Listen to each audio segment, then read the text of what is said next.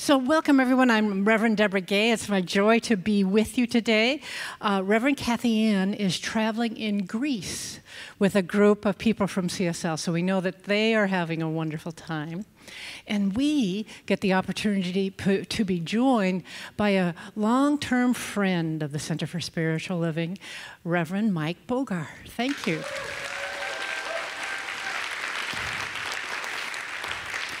I told him I was only going to call him Reverend once, so we have now done that. This is a great opportunity to bring out your smartphone and take a picture of this beautiful choir and put that on Facebook and say, hey, I'm having a wonderful time here at CSL. And if this is your first time or you're new to us, we have stuff. So it's all in this convenient blue bag, and it will tell you a lot about the Center for Spiritual Living. It will also have a connection card in it, which is what you fill out, get on our database, and then you get things like traffic alerts, the bridge is closed or not, and a weekly spiritual practice that we all do together as a community so that we can stay in touch with each other. Even if we can't physically get together, we're in touch in the virtual world. And I want to tell you something that we do each service, which I think is a really wonderful thing. We support a nonprofit every service with a $100 donation to help spread more good in the world. And this service, we are sponsoring Wellspring Family Services. It's a great organization. They build emotionally healthy, self-sufficient families and a non-violent community that supports those families. So that's wonderful to have that in the world. We honor each one of you once a year, and that's for your birthday. So if you're having a birthday, would you stand? We'll give you a gift and say happy birthday to you. Happy birthday to you. Happy birthday, happy birthday, happy birthday to you. And so let us continue this prayer that Beverly has so beautifully opened for us. Taking a deep breath in together and releasing. Since that's a metaphor for this song, that we breathe that love in, we let that love move through every aspect of our being. And then we breathe it out into the world. That it may touch all those around us, that it may move and lift this world around us in love. For we truly are the hands and feet of love walking this world. And we're reminded of that with every breath in and every breath out. And if there are those moments when we forget, when we feel lost, we take another breath in as the reminder that we truly are powerful beings of love, and that it is our purpose, our doing, our being that can make a difference in this world. And so we again, with the breath, know that love is moving through us and moving out into us and lifting all around us, that we together create the experience of love on earth. We are that powerful as we say yes to it. So I'm so deeply grateful that this is the truth of this day, and that we renew in our knowing and being of this truth. And we can say that together by ending this prayer with, and so it is.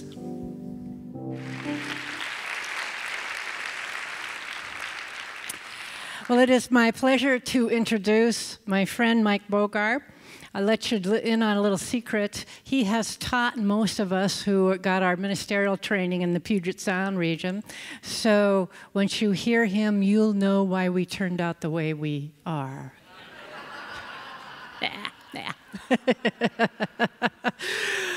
So Michael speaks regularly, and he speaks on the topics of spirituality and psychology. He's always combining scholarship, human experience, humor, and practical wisdom. So what I always appreciate about Michael is while he's been doing this work for many decades, he is always looking for a fresh approach. He's always bringing in the media or the movies or some kind of an experience, or perhaps most importantly, a willingness to speak about the things of the shadow. Sometimes we don't always bring forth on the new thought form, but Michael is here to help us with the wholeness of life. He calls us soul making.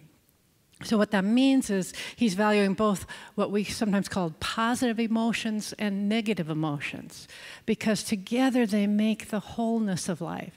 They make the depth of life. They help us to grow into who we are here to be through our spiritual journey. So Michael is a spiritual director of Bainbridge Island Spiritual Enrichment Center. He teaches many classes here. He is doing a workshop this afternoon on the same topic, so you'll get a little sample of it, and it'll bloom further this afternoon. Carl Jung and Ernest Holmes. Ernest Holmes, of course, is the founder of Science of Mind, the yin and yang of spiritual development. So let us embrace our dear one, Michael Bogar, in love and bring him up to share his truth with us.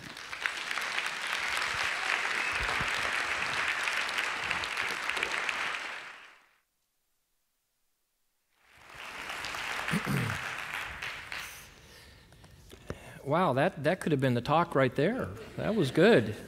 Very good. Good morning.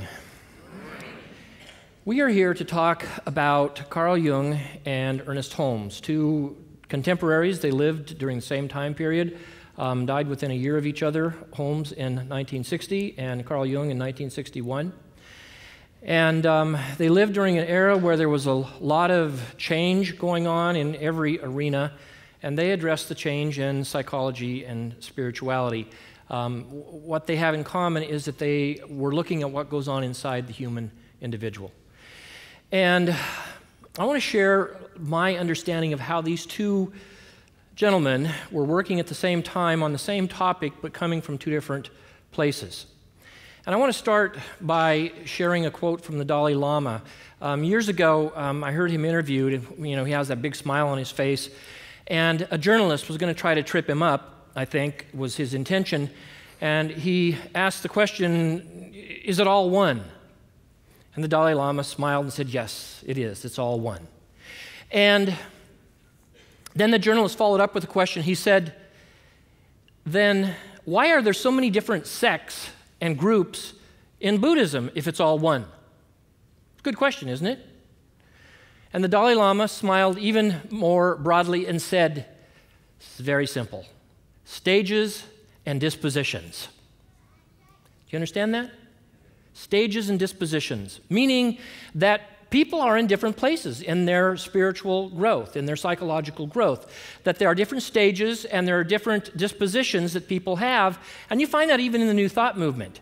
I mean, when I first got involved with the New Thought movement, I thought it was interesting that it was all focused on unity and there were so many splits, right? I mean, even the Church of Religious Science had split, and I thought that's very interesting. But it's the way it works. Life works. And Carl Jung focuses more on the split aspect of life, that is, the fragmentation of life, and Holmes focuses more on the wholeness, or bringing it all together. Now, I want to share my experience of both of these gentlemen and their teachings through my own spiritual pilgrimage. I want to start with Scott Peck. Scott Peck, famous for The Road Less Traveled, wrote another book called The Different Drum. Anybody familiar with this book? And in this book, Peck talks about 4 stages of spiritual growth. He says the first stage of spiritual growth is what he calls chaotic antisocial. And in the chaotic antisocial stage, it's the sort of ego stage. It's all about me. he says every human being goes through this stage of growth and has this mode of consciousness. You don't lose the stage as you move along. Keep that in mind, that you take the former mode of consciousness with you. So we're always seeing life from several different perspectives at one time. But he says we tend to begin in this chaotic antisocial ego stage where it's all about me. Anybody experience that stage in your life? Yeah. I had spent about the first 19 and a half years of my life, and I didn't know it. It's not like I said, well, I'm now in the chaotic antisocial stage, but there was a lot of chaotic antisocial behavior in my life. And the ego stage is a great stage. It's where we gain our identity. It's where we kind of gain some sense of purpose in who we are. It's a great stage until it's not. And that's why they're called stages, because we tend to move through them. But let me remind you, we don't lose the perspective. We always carry that former perspective into the next mode, and then the two into the... So we're always looking at life through the various perspectives. But the second mode of consciousness, Scott Peck said, is formal institutional. And that is where the ego expands. Marianne Williamson talks about this in some of her works and says falling in love is an incredibly conscious experience because we get to love something other than ourselves. So mode 2 is formal institutional. That is, we find some kind of formalistic institutional relationship, marriage, or any kind of job, or anything that takes my ego and puts it together with another person or another thing. And that's a great place. And I experienced that at the age of 19 and a half when I became a Christian. After my parents had become Christians in a family that had no religion, I thought it was interesting. And their lives changed for the better because we had a chaotic antisocial home until that happened. And so I started reading through the Gospel of Matthew and had this incredible spiritual experience. And the people took me off to a church and said, we are now going to indoctrinate you in a formal institutional point of view. And they gave me all the forms and all the institutions. Anybody in here experience that? All the forms and institutions, and it was great. Until it wasn't. You're getting the idea here. So, it was great, and I say that very sincerely, because when you come out of a chaotic antisocial mindset and you move into a place where they tell you where you came from, why you're here, and where you're going, and everything in between, it's really nice to have that formal institutional experience. However, that's not where it stops. Scott Peck says, and by the way, we go through these modes of consciousness, sometimes all 4 of them in a day. So don't think this is like graduation day comes and I leave one behind. We're in these all the time. Scott Peck says then after we've had a formal institutional experience of something, we tend to move into what he calls the third state of consciousness, which is skeptic individual. And that's where I begin to look at the forms and the institutions and do what? Ask questions. Why this? Why that? Anybody that's fallen in love, you know, that formal institutional stage of, oh, it's all so beautiful, it's all so good. You know there is that time where you start to go, I don't know about this. Right? Or it's a job. You get in that formal institutional job or religion or whatever it happens to be, political party, whatever it happens to be. There's a point where the human consciousness starts to ask questions so you can become an individual. It's the way it works. I remember reading this back when I was a minister of an evangelical free church in Everett back in the 80s. I got hold of this material and I thought, that's what's going on with me. Because I was in a stage of mode 3 consciousness at that time. I was doubting everything I'd been taught in seminary. I didn't know what I believed anymore, but I didn't know what to do with it until I read this and thought, this is the way it works. And then mode 4, by the way, which we're going to get to in a minute, is what Scott Peck says, after you go through this chaotic antisocial experience, where you're, or not chaotic, but skeptic individual experience, mode 3, asking questions, that kind of gets old too, because it works until it doesn't. And that's when we tend to move into mystic communal experiences. It doesn't mean we've left the others behind, but we surrender and have an experience of something bigger than ourselves or our questions.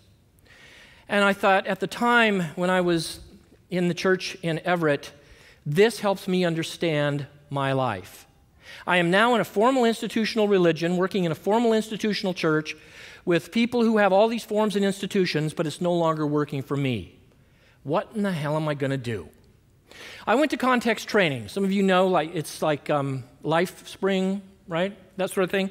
Back in the 80s when I was still in the church. And when I was there, somebody said to me, you know, you're going through a lot of fragmentation and turmoil right now around whole life issues. You need to go over to the religious Science Church. I said, that's a cult. Because I had taught that before. I mean, I had taught classes on world religions. I said, religious science, obviously it's a cult. I mean, anything called religious science has got to be a cult. So this guy said, no, you really need to go talk to this guy named Jim Munson. He's really, interesting guy, and he used to be a fundamentalist Christian, and he went through the whole thing you're going through. So I said, well, I'll check it out. So about 1986, 87, somewhere in there, I came over and I met with Jim Munson. Any Jim Munson people still around? All right. He was a minister here at the Religious Science Church before Kathy Ann got here. And I went over there skeptical because I was done with religion. I was done with forms. I was done with institution. I was a skeptic, almost an atheist. And I sat down with Jim Munson and I said, so, tell me, what do you guys believe? And he laughed. And he said, we believe in what works. I said, come on, tell me the truth. What do you believe? He said, that's it. We believe in what works. Now, he pointed to a poster up on the wall, the I believe. You've seen that in the religious science stuff. And he said, we have this up on the wall, but this is provisional dogma. I love that. This is provisional dogma. That's because dogma is just teaching, and what he was saying was we teach these things here all week long. We hold to these truths. We believe they are true truths, but we're open to change them. You can come over here and ask all the questions you want. I said, really? I said, I hate the Bible. He said, good, a lot of people here hate the Bible too. He said, why don't you come over and teach a class to these Bible haters? I said, okay. I did. And in addition to that, he said, why don't you come to CBEC and do a class on the Bible? And I said, like what kind of class? He said, I don't know, something interesting, like the Bible and sex. I said, whoa. I said, this is an interesting church. So I did. I went to CBEC, and we had a 2-hour thing, a discussion, because a lot of people have questions around those issues. There are issues of life that most of us have our ups and downs with. And we went into this class, or this workshop at CBEC, and did this 2-hour thing on Bible and sexuality. And after 2 hours was done, people raised their hand and said, can we spend another hour on this? And we did. So I got introduced to religious science, and I got introduced to Ernest Holmes. Ernest Holmes. And I'd never heard anything like it before. I remember the first service I came to back in 1987, I think it was, or 88. I had a Sunday off from my church. My wife at the time and I came over to the Northgate Church. And we walked in, and I'll never forget walking in. My heart was kind of beating fast because I thought I'm visiting a cult, and I'm not sure if I'm going to get through this okay. I walked in, and they were singing a Beatles song. And I remember thinking, this is not in our hymnal. But I like it. And we went in, and people were holding hands, and they were doing this kumbaya kind of thing, and it's like, wow, this is kind of interesting. It was part of me loved it, part of me was afraid of it. Do I hear anybody that experience? So that was my introduction. And then I went to a class with Jim Munson, Science of Mind. We went through the textbook, and he started telling me things I'd heard in context, but he really, really put it together in a way I'd never heard it before. He gave me the light. Do you know what I mean by that? He said, we live in a world that is in a lot of suffering and a lot of pain, but our nature is not made to suffer. Our nature is perfect. Even though we don't experience it, it is the goal of our being. Does that sound familiar? That we are walking wholeness. That God is wholeness, and we are made in the image of God, and wholeness, perfection, and joy is our birthright. I'd never heard that like that before. I'd heard a whole lot more about original sin. And so I listened to it, and something woke up even more inside of me at that point, and I really fell in love with the light. I mean, really fell in love with the light. Do you know what I'm talking about? How many of you came in here with an experience of darkness, and you got here, and you found yourself put in the light thinking, my God, I love this light? You hear what I'm saying? That's exactly the experience I had when I came in here back in the 80s. And I eventually left the church up in Everett, became more involved with religious science, started teaching classes here, and it was great. Can I get the little thing put up on the wall here? And what I found was Ernest Holmes and his focus and his emphasis in the New Thought movement in general was looking up at spirit. moving people into the heights, from the depths into the heights. And I was in the depths. I think most people come into this community find themselves at some level in the depths. Is that true? And you find somebody that's saying you don't have to stay there anymore. You can take responsibility for your life. There is a power in the universe that is incredibly beneficial and can move us into the heights of spirit in ways we could never imagine. Right? I mean, you heard this choir up here sing today. Was that in the depths? No. So I came over here and I really got involved in this, and I loved it, but I had a problem. Holmes had taught me about mode 4 or stage 4 consciousness, mystic communal, the heights, unity, oneness. But I found that in my life, even as much as I was moving into the light, there was still a little bit, a lot at times, of darkness. I would come to services here and I would hear these uplifting talks. I would go to classes. I went to a class, Lynn Jardine taught spiritual practices. Remember Lynn Jardine? Is she here anymore? No? She's around. Did a class on spiritual practices. And I was still a little skeptical of this whole program then. And in spiritual practices, they teach you the 5 steps of treatment, right?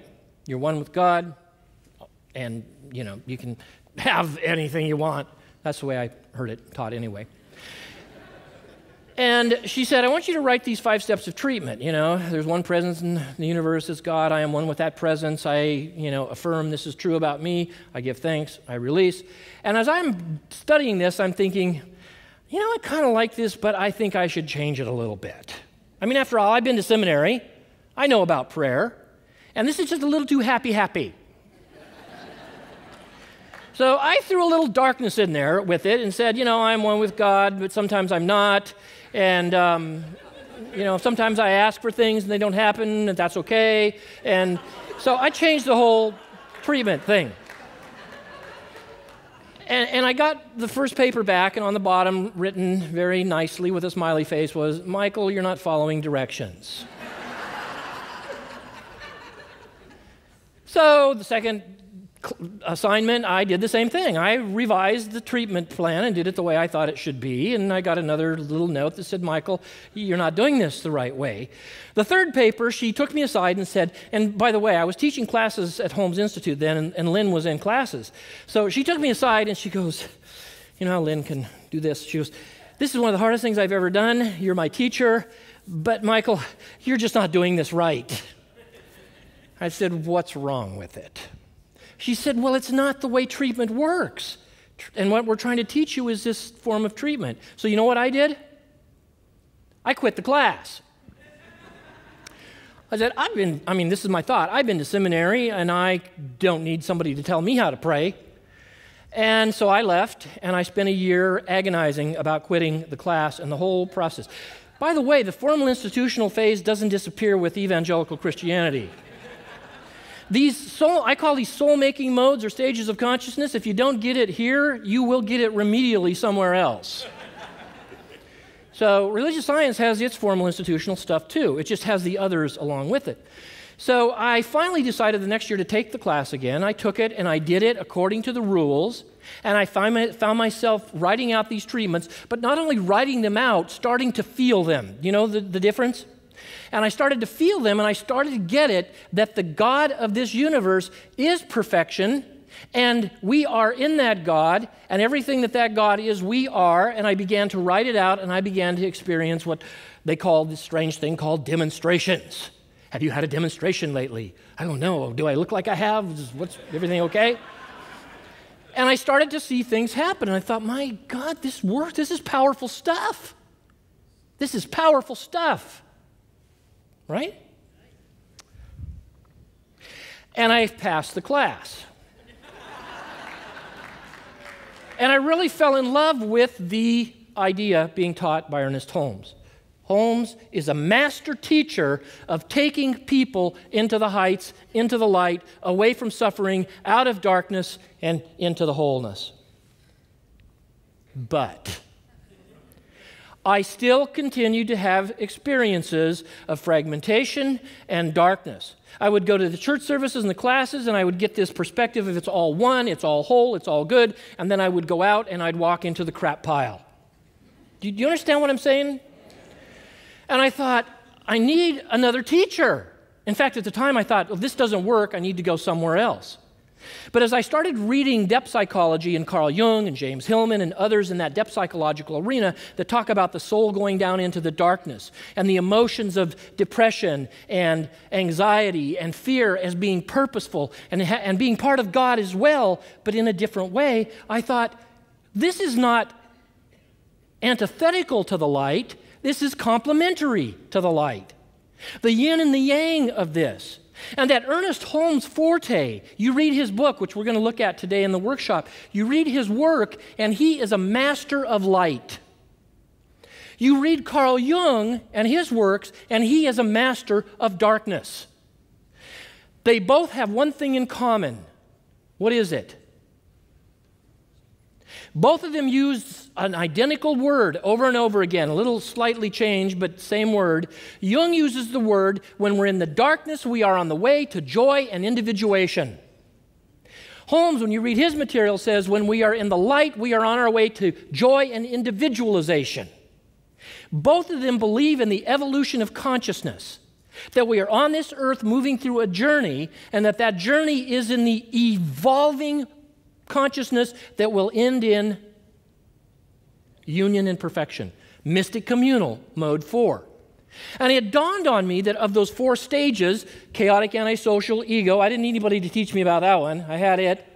Formal, institutional, I'd gone through many relationships and ins and outs of that. But the skeptic individual phase, I didn't know much about, and Jung taught me. Mystic communal stage, where I'm one, Ernest Holmes taught me. And so I held the two of them, and still do to this day, as the two or representatives of 2 schools of thought that are not opposing each other, but that work together like the yin and the yang. You familiar with that circle? Circle, and on one side is darkness, the other side is light, and there's that swirling line that goes to the middle like the shape of an S. And it dawned on me that I am living on that line. And that's where I think we human beings are. We often focus on the dark side or the light side. But I think when we begin to see the complementary nature of this, we begin to see that that line down the middle is the line that we are walking every day. And there is a purposefulness in that line as we are moving toward our own joy and perfection. I believe with my whole heart and soul, the reason we believe stories should end how? Happily ever after, thank you, is because it's in our psyche. It's part of us. The image of God is that this thing somehow ends happily ever after. But like all good stories, as Aristotle said, all good stories have a beginning, a middle, and an end. And we spend time in the middle, which is what this individual, aka me, is doing in this life, and that the moments of darkness and the moments of light are both leading to the same place, eventual joy and perfection. Does that sound okay? Yeah. This afternoon we're going to look at that in some detail. And I think I'm going to go ahead and stop here. So if you're interested in it, we're going to get into Holmes' work, especially a chapter where he talks about this very thing. I think sometimes it's not talked about enough, but that's his forte. I mean, I think if you got Ernest Holmes and set him down and said, I want to talk to you about spiritual darkness, you know what I think he would say? Why? Why? And you have to remember the context where he came from. What part of the country was he raised in? New England. He was raised, his brother Fenwick, he came to California to live with his brother, right? And his brother was a minister of anybody know? Deb? Congregationalist church. Congregationalist church comes out of what tradition? The Puritan tradition. And I'm not using that derogatorily, it's just a Puritan tradition. The Congregationalist churches knew a lot about Puritan theology, Calvinist theology. This is what Quimby, if you're familiar with the New Thought movement, Quimby, when people came to visit him, many of the people who later would get into New Thought, they came to him and they said, we've got problems. He said, you sure do, it's your religion. He said, you're spending all of your time looking at how sinful, how horrible, and how hell-bound you are because some God predestined you to spend eternity in hell, whether you like it or not. So this is the background Holmes and Hopkins and all of these New Thought founders came from. So is it any wonder that when they came to the teaching table and you said, I want to talk about darkness, they would say, Why? They had been raised in darkness. The danger is that those of us who come into a movement that is always light, light, light, light, light, light, light, light, light, and not light, light, but light, light, sometimes we can get just as imbalanced, do you understand what I'm saying? As those who have come out of that, that Puritan, Calvinistic predestination hell theology and come into the light. Sometimes some of us in the light go out and experience that kind of hell, but we don't know what to do with it. You hear what I'm saying? We don't know what to do with it. I think, I've screwed it up. I'm not getting Emma right. I'm not understanding Holmes. Well, maybe you are. But maybe what we've got going on here are two completely opposite yet complementary ideas that must learn to come together.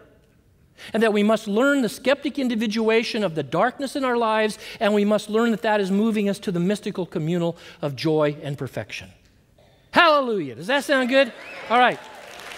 I want to read a quote from Frank Stewart's book called City of Bees. It's an older book, but he says this. He's looking at the bee. And I want to read this with the idea that we have many different sets of eyes to view life through. Ego perspective, relational perspective, the skeptical fragmentation perspective, and the mystic communal perspective. Unless we're seeing through all four of those sets of eyes at any given time, I think we're narrow-minded. He says this, in comparison with the bee, humans see but a segment of the landscape with only the dimmest conception of its shapes and colors. How many eyes do bees have? Hundreds. Oftentimes, we as individuals learn to see only through a single set of eyes, and it's to our detriment. Blessings on you. Have a wonderful day and a wonderful life. Directors. I want to say hi to everyone who is watching on live stream, because there are many folks, several hundred people who watch us in the comfort of their own living room, and we're glad that you're part of our community too. Now, those of you who are here and want to stay for Mike's workshop, let you know that there's food available. So the pie truck is here in the parking lot. All kinds of food besides pie, salad, soup, dessert. Also, there are many support groups for you after this service. So if you feel a need of prayer support, meeting new people, compassion through loss, all of those are laid out on the back of your program. So be sure to check that out. If you want to spend a little more time with Mike, he's also going to be in the lobby with his CDs. So you'll see a table out there. I ask the ushers to come forward and join me. Such a beautiful morning. So I ask you to hold your financial support to the center in your hand, or hold your hand to your heart. And let's join together in consciousness again as a community. Knowing the joy of this morning. The joy of being lifted by the beautiful voices singing together, expressing their deepest love and passion through song. Welcoming to our dear community, Reverend Mike Bogar, to remind us about the wholeness of life. That yes, there are walks through the deep valleys of darkness. And that is part of the whole experience, the growing into who we are to be. So that we know that we can come out of the dark valleys and come into the light, where we can be joined in community. We have a place to be seen, to be witnessed. We have a place to ask the questions. We have a place to grow, to become more of who we are here to be. And so we know that this is why we gather together. And so we hold the light out into the world, that others who need us, who are seeking it, come here to be with us. And that the ripples of this community travel out far and wide. And so I'm so deeply grateful for each person in this room, for each person who is watching us virtually, for each person who is coming this way. And let us know together how good this is by affirming and saying, and so it is.